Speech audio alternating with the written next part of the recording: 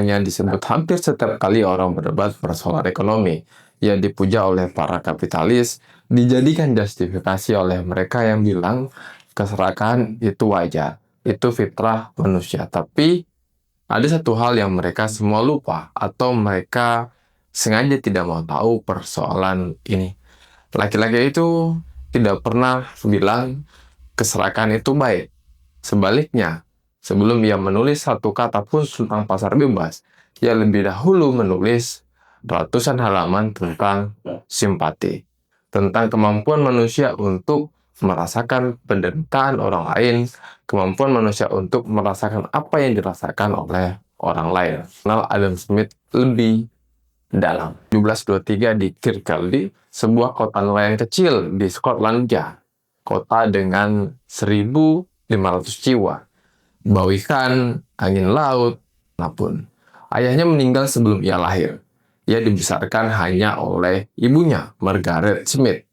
Seorang perempuan sederhana yang memutuskan satu hal, anaknya harus terus belajar. Sejak kecil, Adam Smith sudah berbeda. Ia sering melamun, sering terlihat bicara sendiri di jalan. Kadang ia jalan kaki pagi-pagi terlalu jauh dari rumah.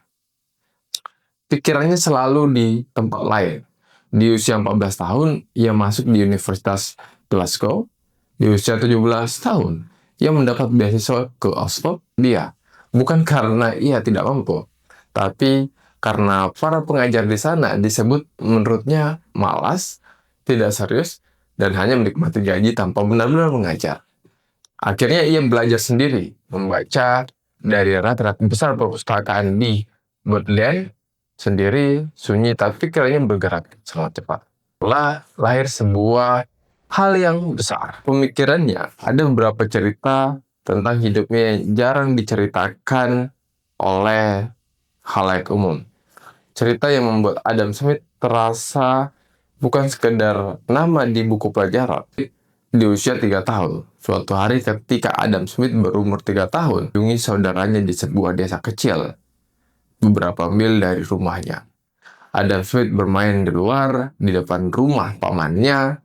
Saat itulah, sekelompok orang asing lewat, dan mereka membawa pergi Adam Smith. Pamannya lalu mengejar, menyusuri jalan, menyisiri pinggiran hutan. Sampai akhirnya Adam Smith ditemukan. Momen itu, bayangkan jika penculikan itu berhasil, mungkin The Well of Nation. Karena membaca buku terlarang kampus, bukan karena bolos, bukan karena berjudi. Ia ketahuan membaca buku karangan oleh David Hume, seorang filsuf yang dianggap terlalu berbahaya pada saat itu, terlalu kontroversial untuk dibaca oleh mahasiswa. Ia dihukum, tapi justru disitulah rasa penasaran pada Hume makin besar. Siapa sebenarnya orang yang bukunya dilarang keras ini? Kita akan bahas secara spesifik terkait David Hume di video lain. Adam Smith bertemu oleh David Hume secara langsung, dan keduanya menjadi sahabat karib seumur hidup. Salah satu persahabatan intelektual terbesar dalam sejarah filsafat. Disita, ia sering berjalan sambil bercerita sendiri. Kadang-kadang ia berjalan dengan mata terbuka, tapi pikirannya sepenuhnya di tempat lain. Ada suatu cerita yang terkenal. Suatu pagi ia sedang menyeduh teh untuk sarapan. Tangannya meraih sesuatu dari meja, namun pikirannya sedang melayang. Mungkin soal teori harga, mungkin soal pembagian kerja yang dimasukkan ke dalam teko bukan daun teh, tapi roti panggang yang baru sadar ketika ia mencicipinya. Ada cerita juga bahwa Adam Smith tidak pernah menikah. Sepanjang 67 tahun hidupnya, ia tidak pernah menikah. Ia dikatakan tidak pernah jatuh cinta pada siapapun. Karena menjelang akhir hidupnya, ia memerintahkan semua surat pribadinya dibakar. Semua, tidak ada yang boleh tersisa. Rahasia hidupnya, ia bawa pergi selamanya. Yang kita tahu hanya satu. Satu-satunya perempuan yang selalu ada dalam hidupnya adalah ibunya. Setelah pergi jauh ke Oxford di Glasgow, Adam Smith diceritakan sangat dermawan, tidak ingin diketahui setelah Adam Smith meninggal tahun 1790. Orang-orang baru tahu sesuatu yang mengejutkan. Sebagian besar penghasilannya selama bertahun-tahun telah ia sumbangkan secara diam-diam. Tidak ada pengumuman, tidak ada nama yang diukir di dinding, di gedung manapun, tidak ada liputan surat kabar. Ia memberi tanpa ingin diketahui oleh siapapun. Laki-laki yang dikenal karena menulis tentang kepentingan pribadi atau kapitalis justru adalah orang yang hidupnya paling banyak ia gunakan untuk orang lain. Itu pun dilakukan secara diam-diam. Buku pertama yang selalu dilupakan. Tahun 1759, Adam Smith menerbitkan sebuah buku yang berjudul The Theory of Moral Sentiment. Teori tentang perasaan-perasaan moral.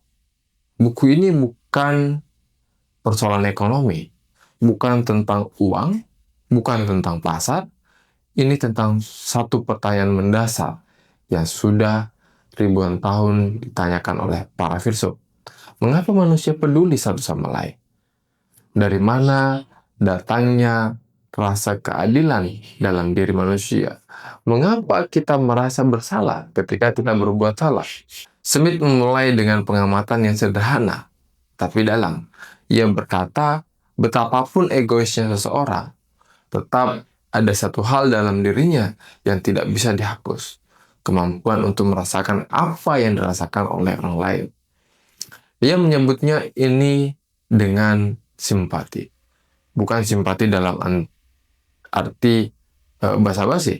Bukan ikut sedih karena sopan santun. Tapi simpati sebagai kemampuan manusia untuk membayangkan dirinya ada di posisi orang lain. Tahun 1776, tahun yang sama saat Amerika Serikat memproklamasikan kemerdekaannya. Adam Smith menerbitkan sebuah buku yang sangat fenomenal, The Wealth of Nations. Buku ini sangat tebal, sangat detail, tapi satu gagasan di dalam menjadi paling terkenal, paling banyak dikutip, dan paling banyak disalahpahami. Gagasan itu adalah invisible hand, tangan tak terlihat. Begini idenya, seorang pedagang roti bangun pagi bukan karena ia ingin memberi makan di kotanya. Ia bangun pagi karena ingin uang, ingin bertahan hidup, ingin untung. Motivasinya ya dirinya sendiri. Tapi apa yang terjadi? Ia membuat roti, ia menjual roti tersebut, orang-orang bisa makan, tapi tanpa ia rencanakan. Ia berkontribusi pada masyarakat. Kepentingan pribadi itulah yang menghasilkan kebaikan bersama. Itulah invisible hand. Sebuah mekanisme yang tak terlihat yang menyelamatkan kepentingan individu dan kebutuhan masyarakat. Tanpa satu tangan pun yang merencanakan, dan inilah yang kemudian disalahgunakan banyak orang. Banyak orang yang menggunakan sebagai pembenaran